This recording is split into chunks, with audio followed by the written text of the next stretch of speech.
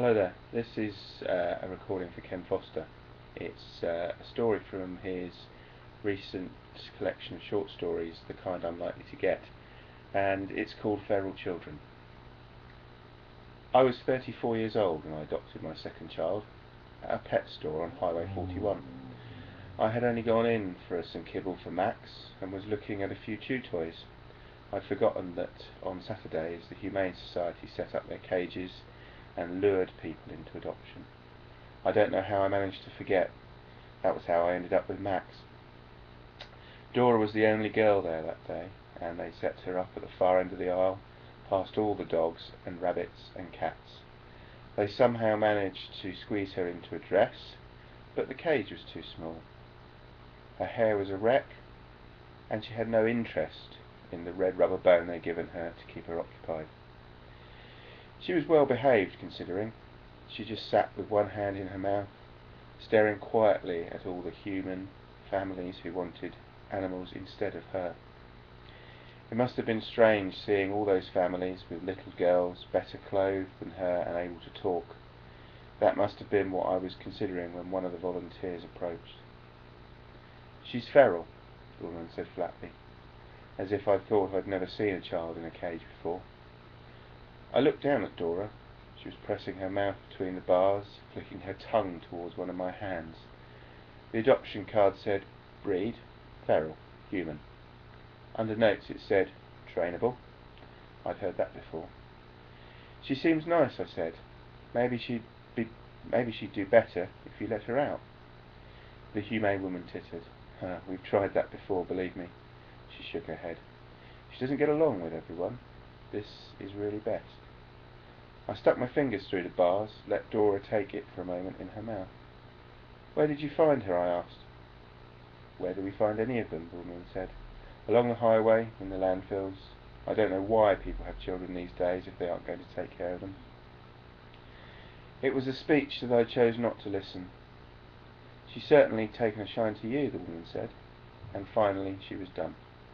Dora was pressing her cheek against the palm of my hand. "I have one at home," I said. "A boy." "Feral," she said. Her tone brightened now that she knew. "Formerly," I said, and she laughed. "Once feral," she said, and then stopped, waiting to see if I'd finish it before her. "Yeah," I said. "Have you thought of getting a companion for him? Often they do better in pairs." "Max doesn't like being alone," I admitted. "He chews a lot, nearly chewed his own finger off." Max was the love of my life, even though he got into an awful lot of trouble for a mute, inarticulate child. When he was younger, just after I'd found him, he would nestle in my lap or at my feet while I worked, and I would pretend that he had some quiet understanding of who I was, something someday I could learn from him. But he was 4 now, and starting to get that independent streak they have, where you just can't keep them locked in the house all day. This was back in the day before widespread legislation, when raising them feral hadn't yet been outlawed, except for a couple of counties in Miami and Detroit. This was before PETA began their campaign to protect abandoned children from poverty and abuse by having them euthanized early. "You could take her home right now," the humane lady said. "We just have a few forms for you to fill out, and I'll waive the yard check. I'm assuming your boy's an indoor kid." "Except for the bathroom," I said. She already had the forms under my nose. "What if they don't like each other?" She wasn't even looking at either of us anymore. "Sometimes it takes time," she said. "We'll certainly take her back if you discover you can't handle it."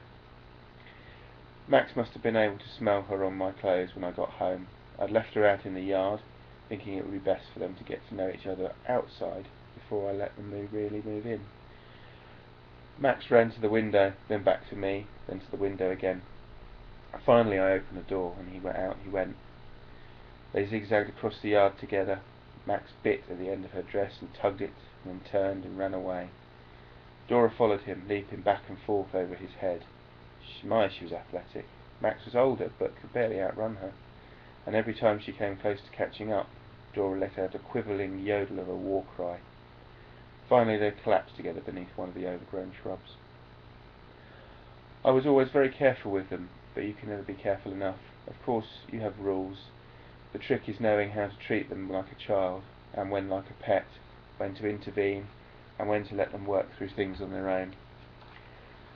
I let them wrestle for a cookie, but there was no playing allowed out under the house. I let them play with a neighbour's cat, but not a wild raccoon. More and more I felt my role in their lives recede. I was a facilitator, looking over them, amused as they checked each other's bowls to see if they were each getting the same thing. It was remarkable, really, stepping back to witness their understanding of each other, the way they play would ebb and flow, the way Max sometimes just wanted to sit back in his plastic chair and watch Dora as she chased shadows on the lawn.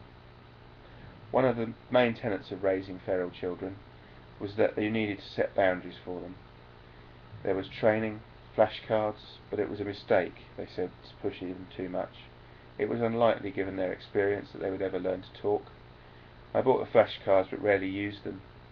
Simple pictures of what life looked like for normal people, and on some diagrams that only feral children might understand.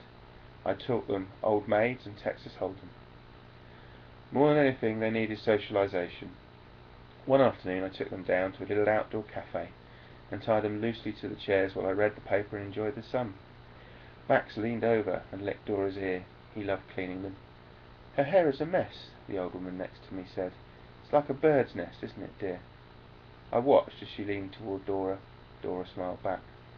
"She doesn't like getting her hair fixed," I said, shrugging. "She doesn't want to be seen like this," the woman said. And she turned to Dora and talked in baby talk. "Do you, honey?" "Believe me, she just doesn't like it." "Well, why not? It's not healthy." She pointed to the spots where Dora's hair was beginning to form into large, clumsy dreads. She reached into her purse for a comb and began tugging at the matted hair. It was Max who lunged forward and bit into the old woman's arm. I had a stick that I carried with me for just this kind of emergency. You force it into their mouth to pry them off when they won't let go, but I'd left it in the car. So the next best thing, using my fingers to find the spot at the back of the jaw that pops the whole thing open like a button when you press. There was blood. Even little blood would have been too much. I said, "I told you she doesn't like to play with her hair." "They don't let you see them again, if you were wondering?" I asked. "I'll give the injection myself," I said. "First you give a pill to make them sleep, then the shot to stop their heart." I thought about the woman in the pet store and the list of things she made me agree to, and how, when adopting a feral child, you need to be willing to see it through to the end. I thought of Max, muzzled and caged, that this would be the last thing he knew before the end. "Just let me take him home," I said. "We can do it there, with you outside. You can take his body at the end." But there are procedures, and once a child has bitten, the state has responsibility to make sure they don't do it again. Dora sat with her face pressed against the window and waited when Max didn't come home that night. She developed a nervous cough and choked on some blood. "Come on," I called from the room. "You can sleep with me tonight." Dora got up and went into the laundry, where she picked out Max's dirty little undershirts and pants. She arranged them into a nest next to the window and paced around it several times before settling in.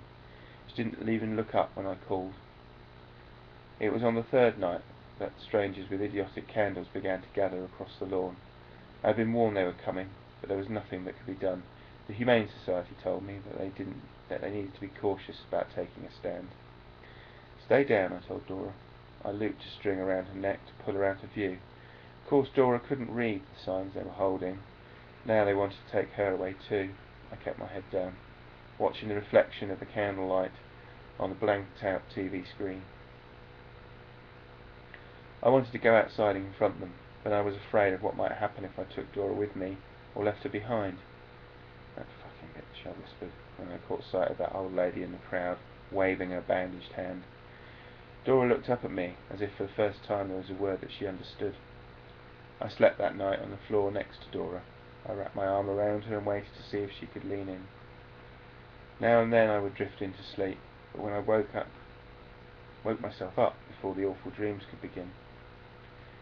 The word was that they planned to stay there all day and all night, but I knew the community well enough to know there would be a pocket of time when no one showed up.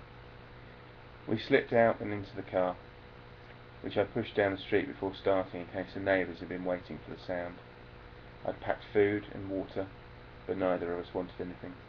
I had music too, but instead of playing it we just drove through the night in silence, listening to the sound of tyres on pavement, neither of us making a sound. When it was time to get gas, I threw a blanket over her, and laughed then when I saw her blanket-covered head rise to watch me from the window. She liked windows. She liked watching the world pass by, at least for the first day or so. Then she settled in close to me with her head on my lap. "Me," she said, again and again, not a word, just a phoneme.